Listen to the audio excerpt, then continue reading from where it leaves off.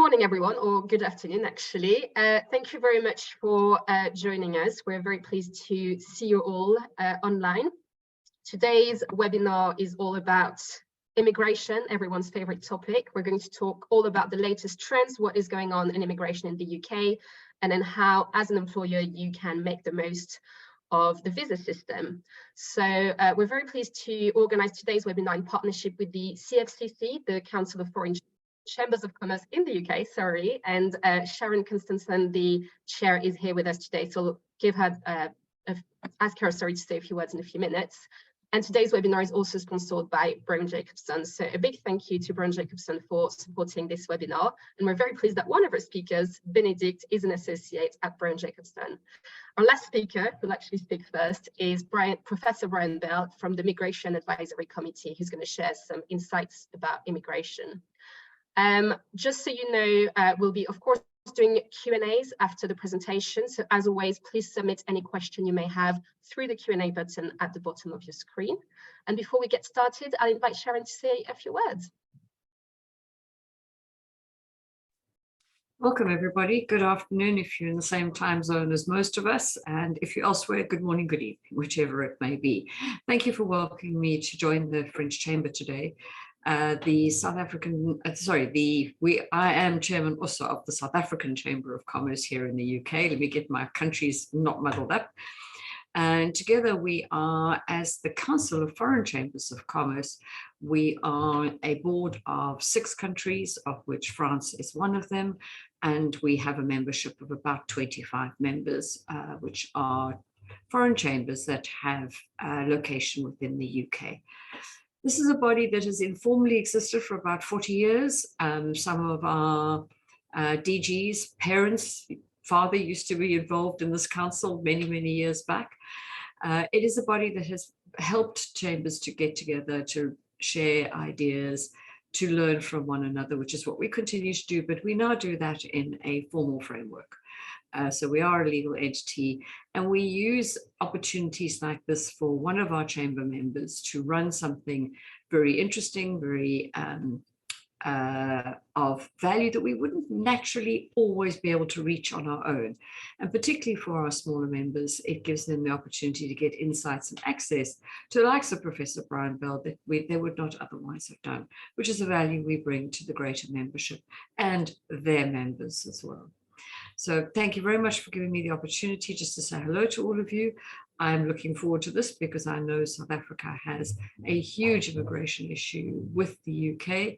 And I don't know what everyone else's situation is, but we've got lots of supply and we're trying to solve that for the UK. So let's see what we're going to hear from Brian. I am all ears, sir. So I will hand back to the chamber and to the next speaker. Thank you very much. Wonderful, thank you, Sharon. And indeed, over to you, Professor Brian Bell. Okay, thanks very much. I shall just share my screen. Has that worked? Yes, it did, all good. Perfect.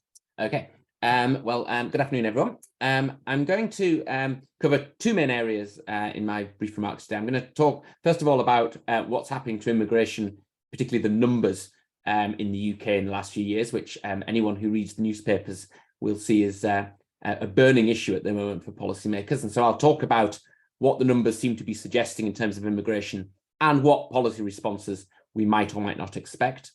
And then I'll talk more specifically about the work route for immigration, which is the, as it were, the bread and butter of what we do on the Migration Advisory Committee, and highlight some issues and some plans going forward.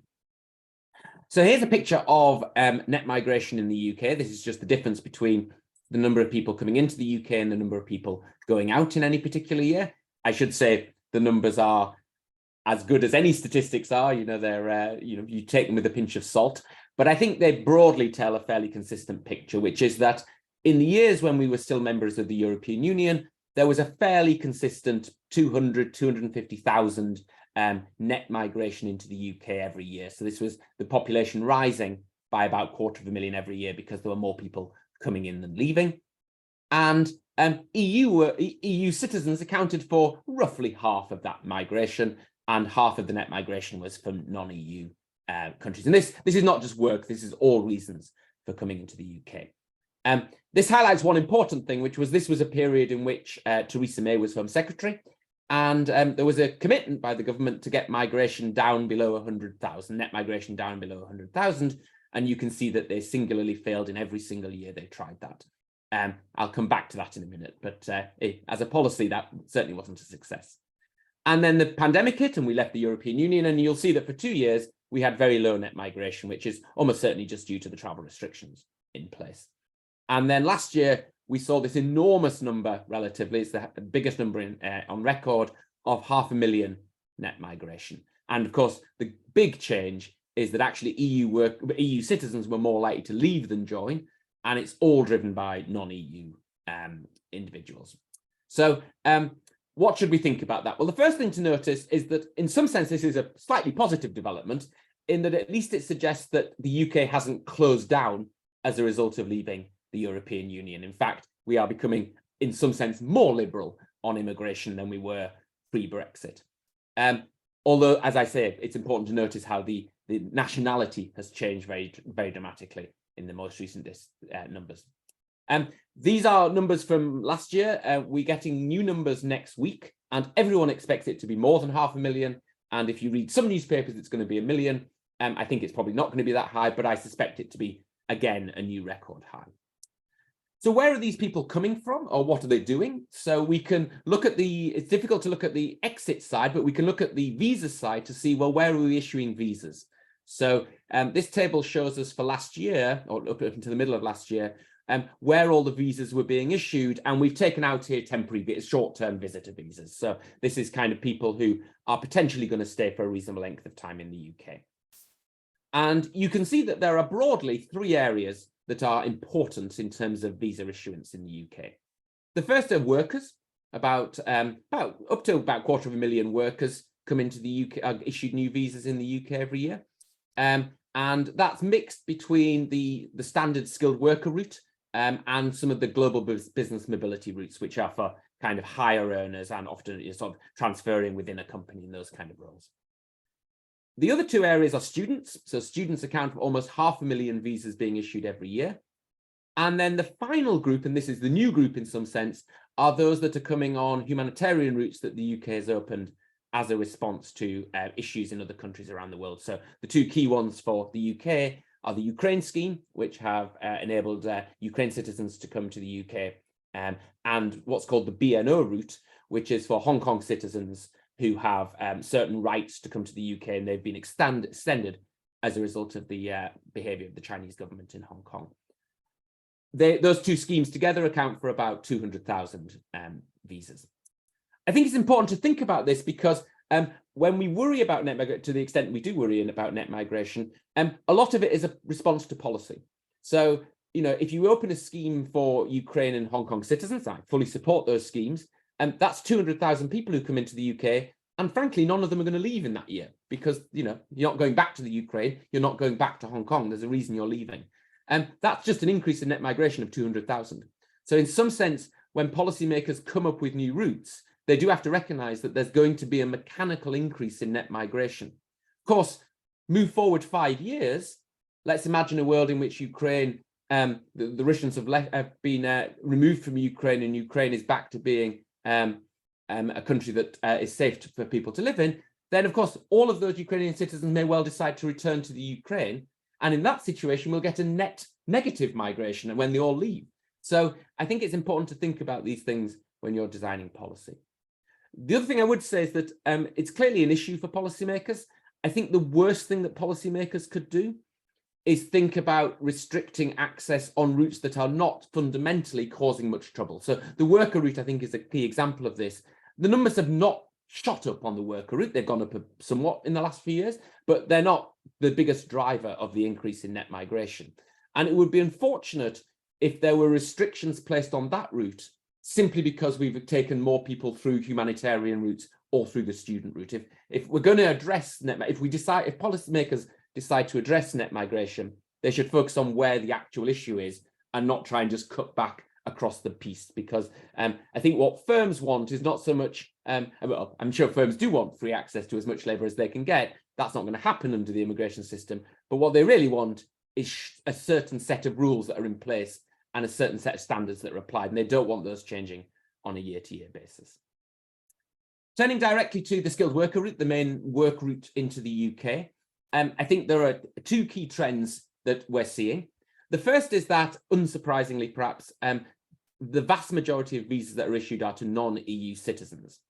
Now, there's a question mark here about how many we should be issuing to EU citizens. And that's not an easy question. You could argue, so in the last year, about 10% of work visas went to workers from the European Economic Area. In one sense, that's about the right number if you think of the fact that the EU accounts for about 10% of the global workforce. So we're taking about the right number.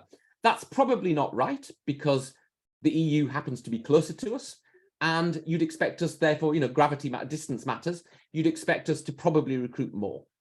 I think the key thing that's happening here, I think there are two things happening, in fact. One is that, of course, it's new for EU workers, whereas it's actually something that was already in place for non-EU workers. This was just a renaming of a scheme of the route that was already in existence. So non-EU workers are already more familiar with the system. Firms are more used to recruiting non-EU workers through this scheme than EU workers, and I think it'll just take time for the change to feed through. And so I'd expect that share to go up, but not to the levels that we saw pre-Brexit, because now firms can truly recruit internationally, and there's no advantage to recruiting an EU worker over a non-EU worker. It's all about the skills that they bring and the talents that they contribute. Conversely, India has now become the largest nationality for work visas, so 33% of all work visas went to Indian citizens, so that's a big change. The other thing that the chart shows is how many visas are issued for those jobs in the essentially the group below graduate level jobs. So the grey bar here is roughly capturing graduate level jobs, and the other two bars are capturing jobs that are broadly below graduate level. And in the old system, in the old work route, you couldn't come into the UK unless you were a graduate. That was liberalised as part of leaving the European Union, and so now lower training requirement jobs have been included. And perhaps quite comfortingly, as the time has progressed, we're actually seeing a bigger share of jobs taken for those jobs. So there is actually some evidence that the system is responding slowly but surely. Firms are taking advantage of the new system and are beginning to recruit not just graduate jobs. And that's quite good news, because in some sense, we all know that graduate employers find these things much easier to manage than non-graduate employers. They've got lots of HR professional services that can help them. So actually, the fact that the immigration system is opening up to those lower paid jobs is actually good news in terms of the system seems to be working. The big thing that kind of is often not appreciated when we think about the work route is that over half of all visas that are issued for workers in the UK are issued just to the health and social care sector. And that compares to only about 14% of their employment. In other words, if you're looking for a sector that is wildly overusing the immigration system, it is the health and social care sector. That's important, I think, for two reasons. It's important, first of all, because it's the one area that the government controls in terms of pay, training, conditions. And so if there's a problem in that sector, and there clearly is, it's for the government to answer that problem. It's not by and large for the private sector in the UK. And we know what the problem is. The problem is that we have never had in the UK a proper workforce plan for the NHS. So we've never really thought, how many nurses do we actually need to train for the demand that's likely to be coming in the next few years? How many doctors do we actually need to train? And do that, and then make sure those training places are in place. We've never done that. And so unsurprisingly, we have massive vacancies for nurses and doctors. And then for care workers, we don't pay them properly. We pay them the minimum wage, and we're surprised when they go and work for Aldi instead, because they pay much more. And I think this is important because the government have been trying to have a fairly clear message to employers, which is, we want immigration to be your last response to a shortage. We want your first responses to be paying workers better in the UK, training workers better, and trying to recruit from harder to reach groups in society. Well, it's important that the government doesn't just seem to have a rule that says, do as we say, not as we do. And there is a risk that if they continue to rely so much within the health service on immigration, that actually the private sector begins to respond to saying, well, why should we do something that you don't do? And so I think it's important that the government leads by example.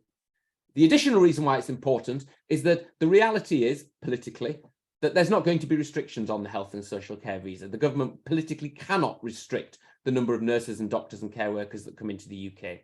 And so again, the risk is that they look for levers that they are willing to pull, and they won't be in this sector, they'll be in other parts of the immigration system. And again, that would seem very unfair when it's the government themselves that are causing the problem in health and social care. In social care in particular, just to highlight that the MAC has looked at this in the past, we've been very clear to the government that the only way you can solve workforce problems in social care is to pay social care workers more. You need to pay them a premium on the minimum wage. But the government at this point simply haven't responded to our report. And so this kind of highlights this problem that immigration and kind of links with other policies that firms and governments have to pursue. But if you don't pursue them, you are going to rely on immigration, and that's an inevitable consequence. And then the final thing just to highlight that the MAC is currently engaged in is there is a thing called the shortage occupation list, which is for the seasonal work, the skilled worker route, which allows firms to bring in workers on a lower wage if the occupation is designed to be in shortage. It's expected to be, the idea is that you're temporarily on this route, and it's for where there are particular shortages in particular occupations. We did a review of construction and hospitality before the budget and recommended a number of additions for construction, which the government accepted. And I think there are two key changes that are going on this time round. The first is that we're excluding almost all graduate jobs from this route, because graduate jobs essentially can already recruit completely freely. There's no restriction on the number of graduate workers you can bring into the UK. And as long as you're willing to pay what we describe as the going rate for the job, there's no restriction. So I'm not sure why the immigration system can be made more useful. And I certainly don't think you should be allowed to pay below the going rate just to bring in workers. I think that would be harmful to migrants and also harmful to British workers who would be undercut by such activity. And then the final thing to finish on is that the other change that's happening this time around with the shortage occupation list is that the government are allowing submissions to be made to us that will consider including the least skilled jobs in the economy, those that require the least training. They can potentially be added. So some jobs that require almost no training can still potentially use the skilled worker route, which sounds like an oxymoron, that you use the skilled worker route if you theoretically don't have the skills. But the idea is it can potentially help those sectors that are facing real difficulty in recruitment. But the government have said that the bar has to be particularly high there in terms of justifying their inclusion. And given the political discussion that's going on at the moment about net migration, it seems unlikely the government will want to very substantially liberalise the system. The Chancellor this morning was giving a speech in which he emphasised that this shortage occupation list is for temporary help in a fairly targeted way, not a broad response. And just to finish, we have currently a call for evidence live on our webpage for the shortage occupation list for stakeholders to submit evidence to us about shortages, and that will close next Friday. So obviously welcome any submissions. I'm going to stop there and hand back. Thank you so much, Brian. So interesting to get all those insights in terms of what is actually happening in terms of immigration. We're now going to hand over to Bénédicte Viard-de-la-Bâtie. She's an associate at Brown Jacobson and is going to share with us how you can make sense of all of this and the visa routes as a business. Laura will be sharing her screen for Bénédicte's presentation. And while she does this, I'll just remind everyone that we'll be taking some questions at the end of the meeting. So again, please put in any questions you have in the Q&A box and we'll get around to those in a bit. Over to you, Bénédicte. Thank you. So, Laura, can you go on page 3, please? And we are going to start with some preliminary remarks about the immigration system. To remind everyone that the point-based, can we go the next page, please? On page 3, and the point-based system is a system which is designed to attract, talented individuals and also innovative business that can support the UK economy. It's really the base of it. And since 2021, it has become really a country-blind system since the end of free movement. And but I would like to draw your attention on the fact that, yes, it's a country-blind system, but it doesn't mean that there is not a significant difference of perception. For us, you know, EU and EU citizen, EU companies, you know, it seems a very expensive barrier with restrictions, whereas for, you know, the rest of the world, there has been an obvious relaxation of the rules. For example, there is no more resident labor market test. As Brian explained, you know, you have a lower skill level threshold. So I think a lot, while, you know, companies were already used to hire people from all around the world, were already used to the system and very reliant already on it. EU companies, and I could see that, were really reluctant at the beginning to use the system. It took them a little bit of time, you know, to understand it, get to know it, and use it. And also, they also need a little bit, you know, of predictability. And it's true that it has been changing quite a lot. So companies needed a little bit of predictability to engage with it more efficiently. But I think we are nearly there. So if we go on the next slide, I would like just to give you an overview and explain, you know, what the big difference between the unsponsored route and the sponsored route. So unsponsored route, to explain it quite simply, it's based on individual talent, and also it can be based, you know, on the fact that you are setting up a very innovative business. So on the unsponsored route, you will find the high potential individual, the global talent visa. You will find also some time-limited route, for example, the graduate visa, which is opened for students who've just graduated from a UK university, who have now the right, you know, to work for 2 years in the UK. And it's a very, very important route because, as Brian said, there are more and more students. So maybe we will see more and more graduate visa, you know, in the future. And the sponsored route, they are quite different because they are really based on the relationship between the individual and its sponsor. For example, the employer-employee relationship for the skilled worker route, or the global mobility senior specialist worker, which are the most popular route. And Brian also explained, you know, that there are more and more student visa, and the student route is also based on this sponsorship relation. So next slide, please. So basically, sponsorship as an immigration lawyer, for me, really, it works in 3 steps. First, the employer, the sponsor, must have a sponsorship license, a sponsor license. Secondly, it's thanks to the sponsor license, the employer is able to apply for certificate of sponsorship if the job requirements are met, that they can assign to individual.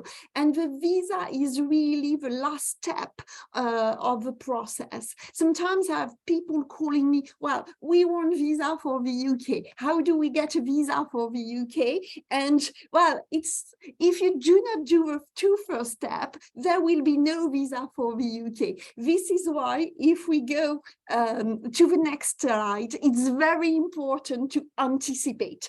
And anticipate for business, it also means applying in advance for a sponsor license. Next slide, please. So I have put on the next slide examples of inquiries I have very, very often.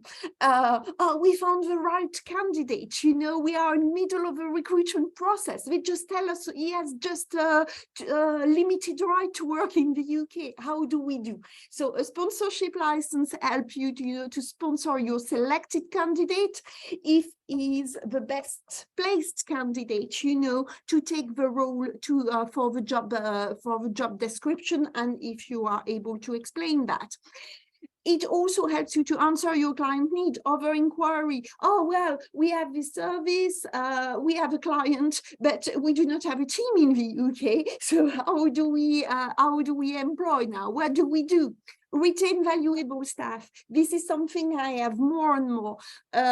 We have this fantastic employee on a dependent visa. We have this fantastic employee on a graduate visa. Their expiry date is this date. How do we do to employ them? And finally, I have also, and it's the most difficult one, we want to expand in the UK. How do we do with that?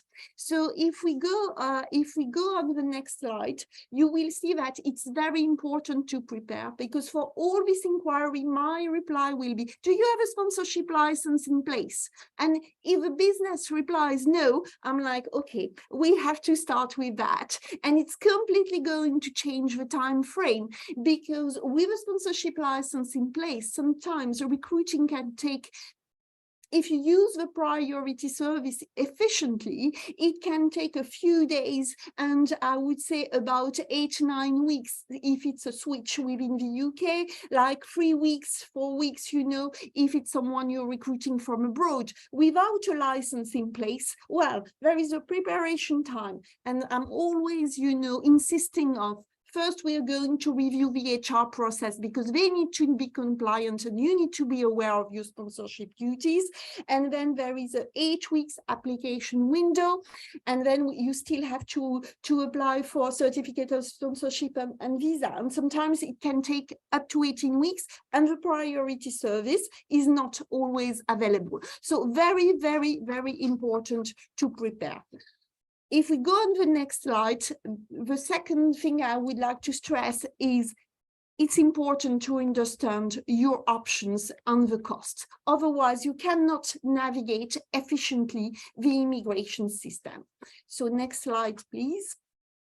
I've put here a kind of comparison between the skilled worker route and the senior specialist route on the global mobility route, and they are the most popular route. So you will see that the skill level is different. You know, the skill level is at the job needs to be at A level for the skilled worker, whereas it has to be at level 6, you know, for the senior specialist visa, which is at graduate level. The salary is also different, a lot higher for the global mobility route. There is also the big difference is the skilled worker route is designed when you want to employ someone from abroad, but they are not necessarily, you know, part of your group of company before. But the global mobility route is for people who are already working for your group of company, and you will have to evidence, you know, the business link between the UK company that recruit them and the entity for which they are already working. And also a difference is on the skilled route, you will need to prove your level of English. On the global mobility route, you do not have to do that. So next slide. I have put that an overview of the cost. I'm not going to read all that. It's extremely boring, but just to flag what is important to know. When you apply for a certificate of sponsorship, you know, at the time of the certificate of sponsorship, you will have to pay for what it is called the skill charge. So the skill charge varies, you know, if you're a small, medium company or large company, you have everything on the slide. At the time of the visa application, the individual will need to pay the immigration health surcharge. The immigration health surcharge allows access to the NHS, and then the visa fees. Normally, it's to the individual to pay the immigration health surcharge visa fees. Generally, what I can see in practice is that the employer is reimbursing, you know, those costs very, very often, because otherwise it's not very attractive. So next slide. So I've put a little bit case study, you know, to show you how it works. Let's imagine we have this German company, milk and dairy. They are manufacturing dairy product. They have this fantastic new vegan product, you know, and they want to launch it in the UK. So their HR is looking for a suitable candidate. So she has different options, you know, the relocation option, where she has, for example, 2 senior guys from the group, Sven, who's Swedish, and Eduardo, who is Argentinian, and they are both senior employees. She can use external recruitment. She has, for example, interviewed Francois, who is a skilled worker from France. And she has also an idea, you know, for this new team, is to promote an Indian student who is doing temporary research, you know, within the company, of course, complying with the student route, no more than 20 hours, and all of this. So what do you need to consider? Next slide. So first you will need to consider the salary level, you know, how it can meet the requirement of the route, also the job level. For example, if you employ a technician, it's not the same than if you employ an engineer. Generally, a technician, you will have to use the skilled worker route. You cannot use the global mobility route.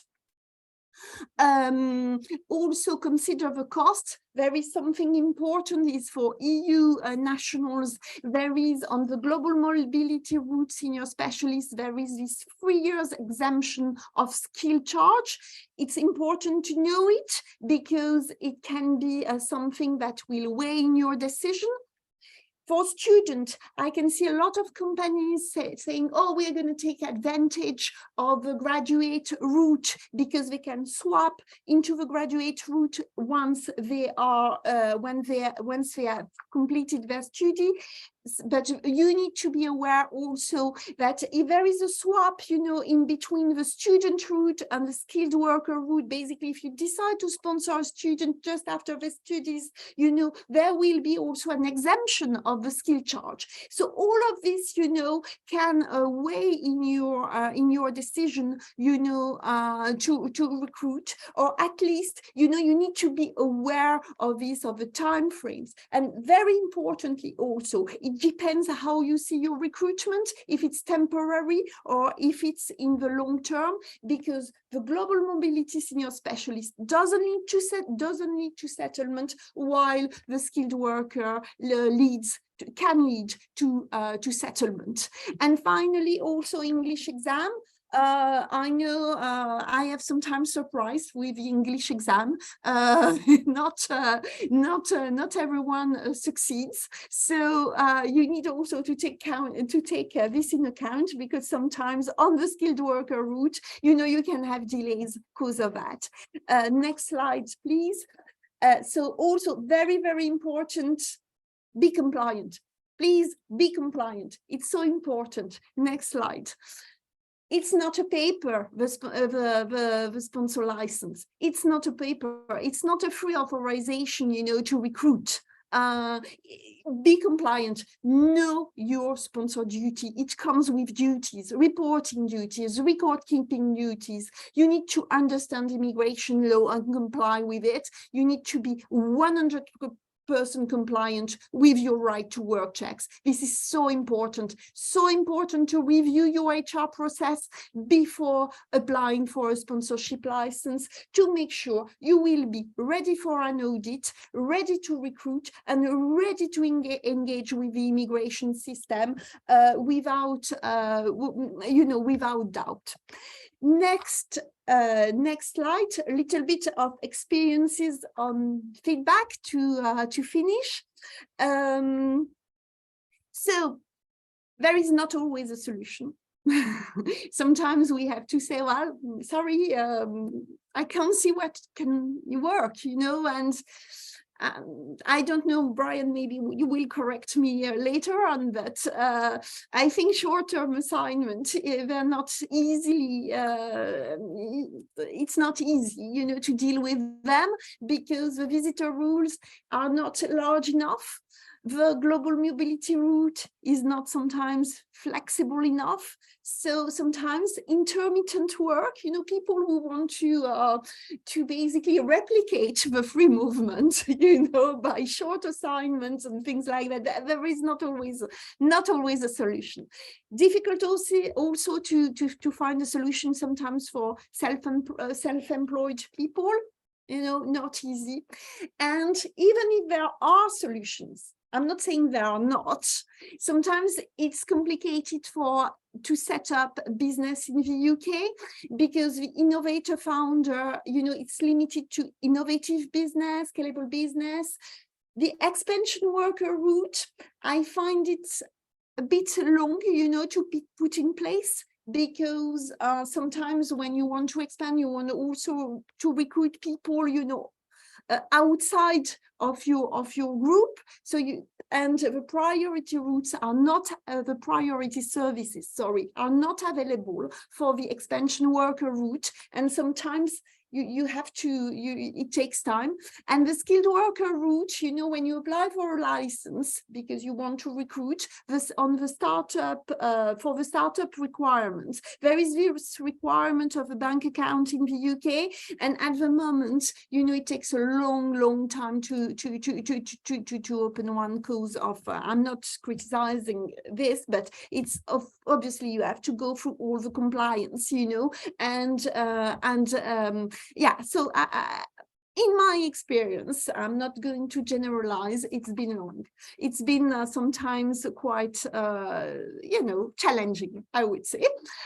Finally, and I wanted to finish with a smiley. And next page, please. A nice smiley. Well, a lot of things are going very well in this immigration system. As I said, if you anticipate, if you control it, if you understand it, and if you're compliant, it's not so difficult at the end of the day to navigate, at least on the main routes, Sponsorship applications are going well. The skilled worker route, straightforward to use.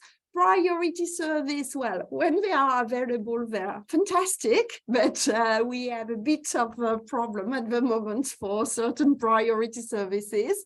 ID app, that makes basically when there is a visa application and when the individual can use, the ID check app, it's all online, it's very straightforward, very easy to use, I think it's really a big improvement.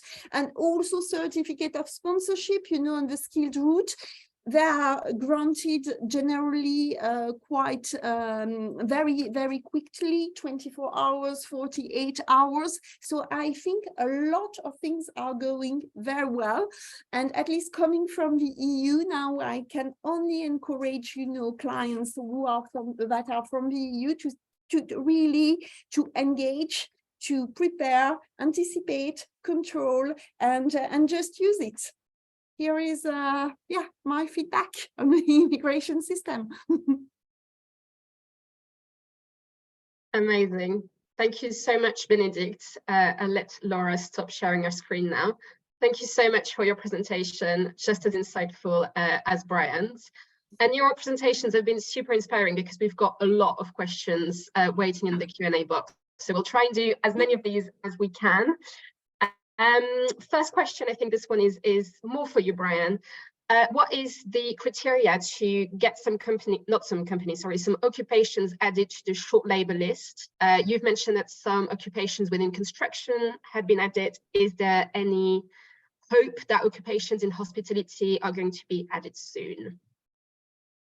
This is the review that we're conducting, and which call for evidence closes next week, is a completely open review. So we're reviewing every single occupation that's eligible for the skilled worker route. So all sectors are up for grabs, as it were. There are basically always two criteria we ask. You need to prove that the occupation is in shortage, so prove that it's getting difficult to recruit domestically. And then the second question we ask is it sensible for immigration to, as it were, lend a hand?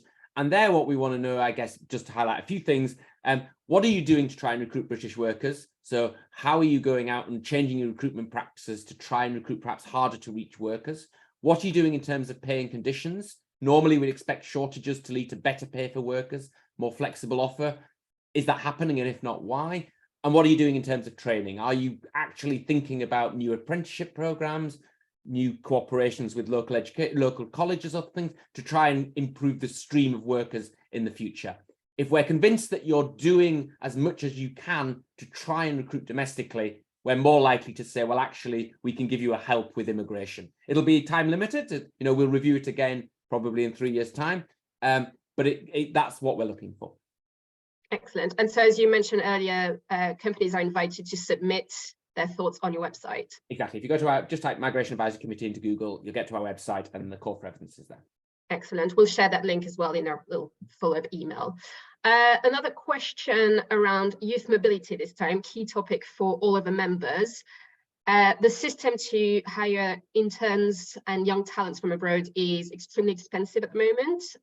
Perhaps, Benedict, you can tell us if that's right or if we're missing any great solutions there. And for you, Brian, can you see any kind of light at the end of the tunnel, any changes in terms of youth mobility? Okay, yeah. Yeah, it's true that when you're coming from a free movement system where basically in the EU you can do an internship wherever you are, it's challenging. It's on on the government authorized exchange route, temporary route that you can do an internship.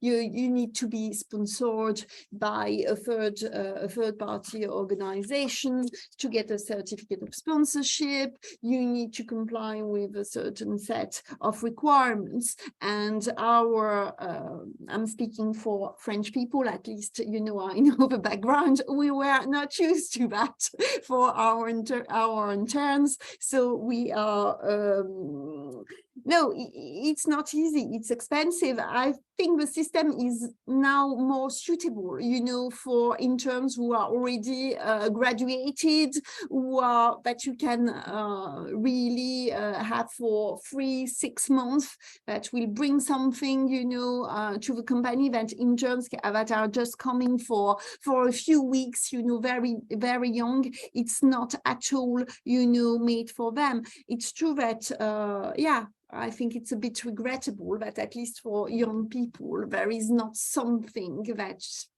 allows, more exchange, at least in my view. But it's how it is. Yeah, not easy for interns.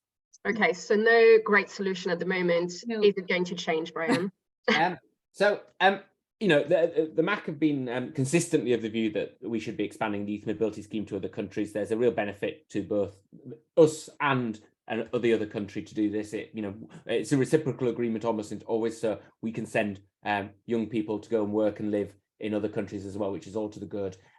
Historically, it's been a very random group of countries, so Monaco's in it, but I'm not sure we get many. I'm not sure how you pronounce Monogolese to come to the UK. It's not an obvious thing.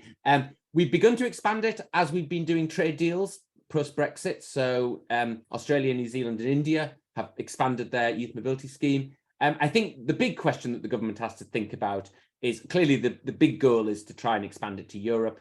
And the question is, should we do that as part of a trade deal, which may take a long time, or should we just negotiate directly on a youth mobility scheme? My preference would be to do that. And, I think kind of the pressure from business is very clear here, particularly sectors like hospitality, where this kind of scheme is actually really very valuable because it's essentially an unsponsored route, so you don't need to worry about the immigration system. So we're very supportive, and we've certainly been pushing government.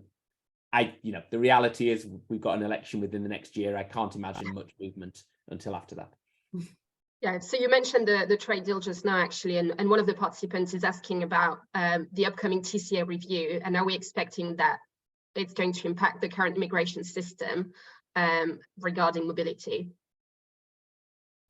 I wouldn't necessarily have thought so. I think I think they are, by and large, the government think of these as fairly separate topics, except for the fact that the youth mobility scheme is often used as a negotiation for direct trade deals. And so it's not impossible, but I'd be surprised. Mm-hmm. So many SMEs consider that the current immigration system is very disadvantageous to them because it is costly, it is time expensive, Is that really the case, Benedict, or is it just kind of an idea that people have? And Yeah, well, can we see things changing? Do we think the government's going to the act? immigration system has always been quite expensive. I think one of the big shock is that it's been extended, you know, to the EU, where we were not used to that, and we will never be used to that because we are going wherever we want, you know, within the EU. After that, I do not have a magic wand. Yes, it is expensive. Yes, if you have to pay the skill charge, if you have to reimburse your employee with the immigration health surcharge and visa fee, it's expensive. It's something you have to factor. But interestingly, it was an SME, and the other day I had this remark from their HR, and she told me, "Oh yeah, but it's still less expensive than to pay a headhunter." So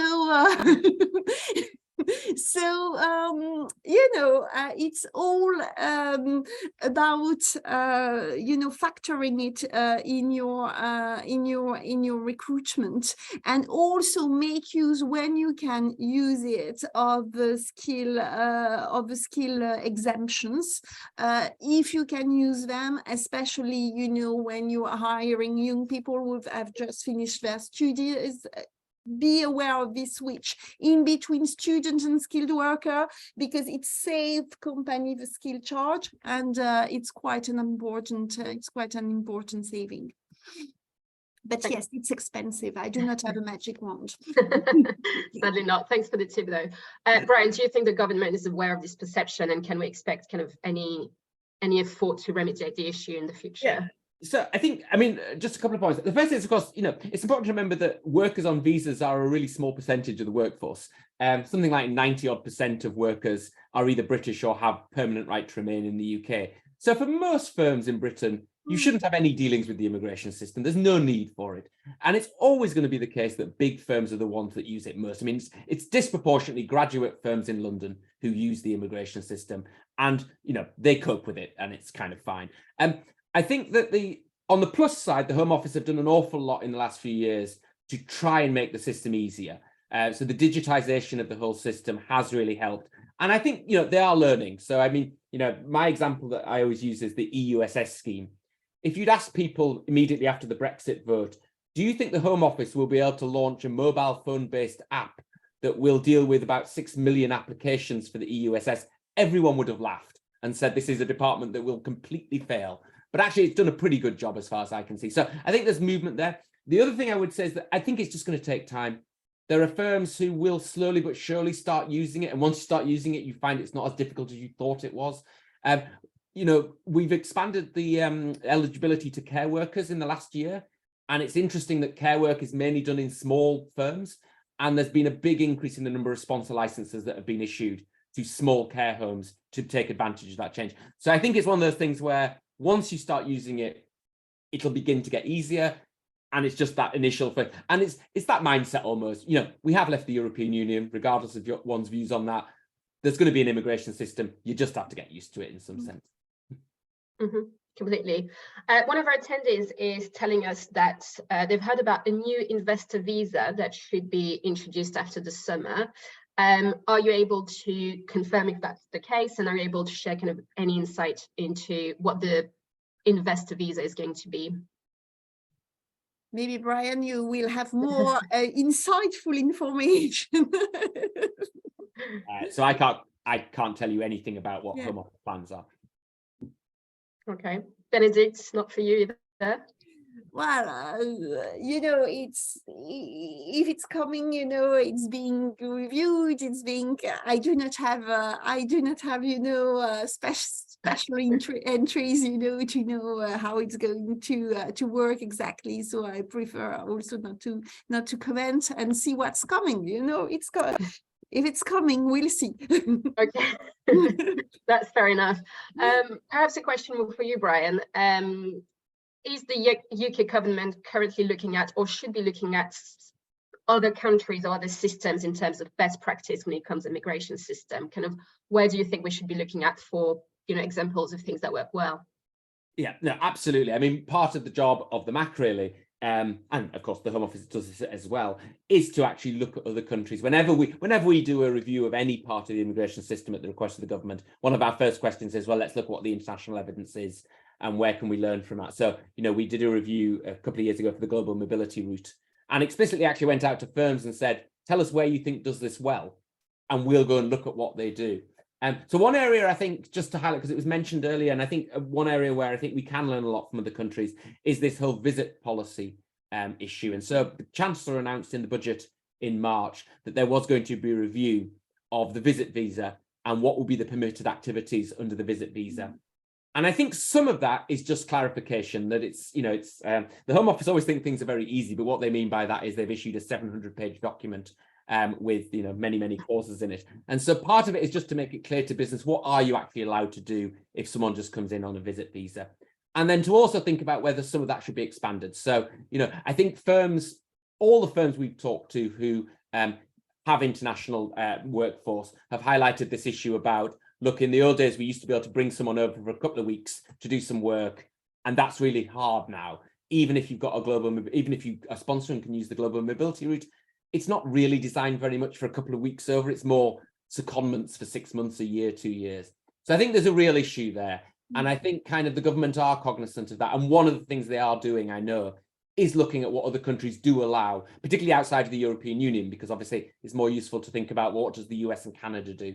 And so they are looking at that. And I think, it would be stupid not to learn from best practice around the world. The government loves Australia for some reasons. That's the country we always go to as a port of call. But yeah, so I think there's enormous stuff we can learn. And I would highlight the visit visa as one area the government are actively looking at. Excellent.